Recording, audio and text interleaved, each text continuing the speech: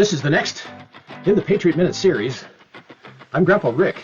I'm going to talk about our quiet, unassuming American hero. Let's see if you can figure out who this is up front as I begin talking about this individual.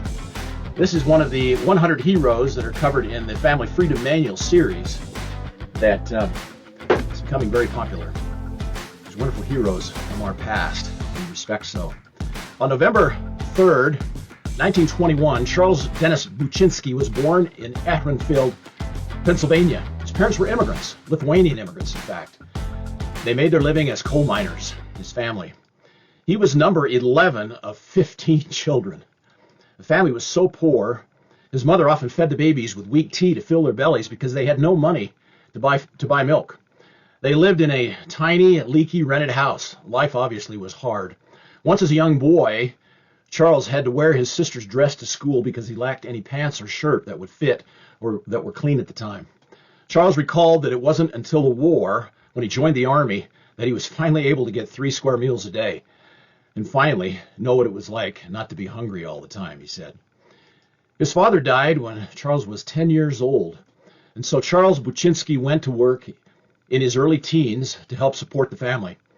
In his father's footsteps he went. He worked in the coal mines.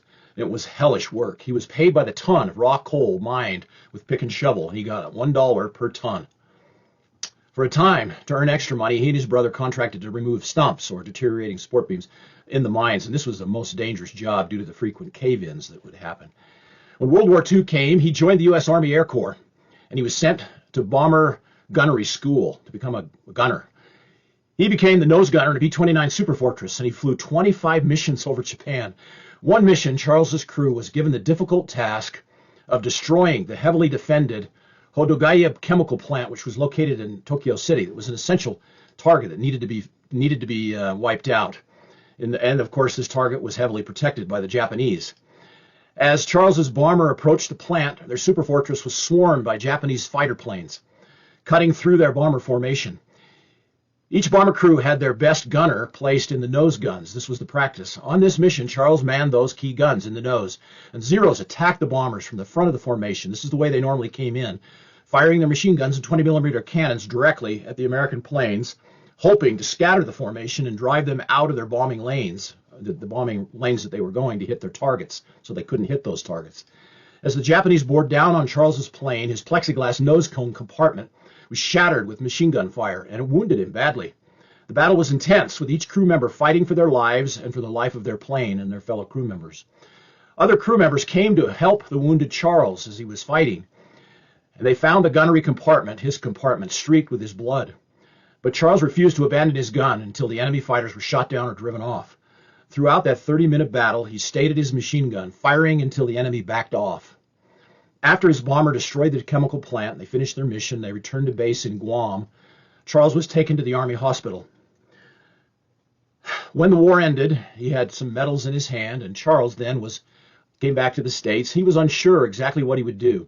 He took odd jobs in Philadelphia for a time, until he got a job building scenery, painting scenery at a performing arts center. He worked his way onto the stage in more and more productions. He usually enjoyed the roles, he said. It seemed to him like an easy way to make a living. He soon was in Hollywood and landed bit parts throughout the 1950s. It was a slow uphill climb, but he was used to a hard road, obviously. During the U.S. Congressional Committee's investigation of un-American activities, particularly communists working in the film industry, Charles Buczynski, thinking that his name sounded a bit too Russian, maybe for his own good, he changed his name to Charles Bronson.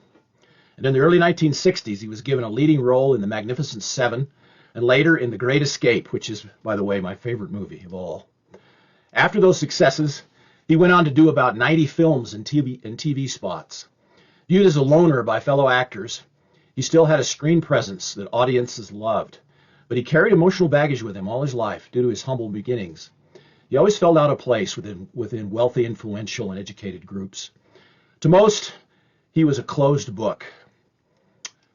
The well-known film critic Stephen Hunter explained, quote, Bronson oozed male life force, stoic toughness, capability, and strength. He knew exactly how to dominate a scene quietly.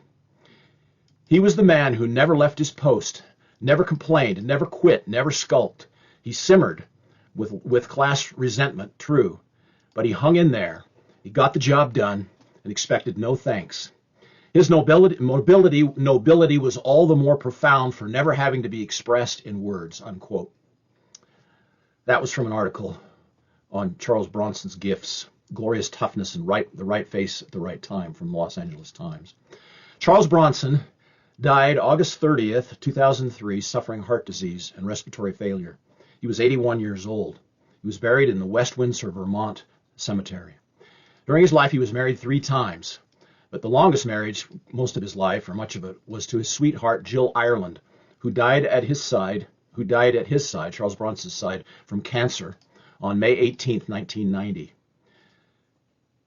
Later, when Charles Bronson passed away and he was buried, it strangely says on his tombstone nothing of his acting career, which he always played down.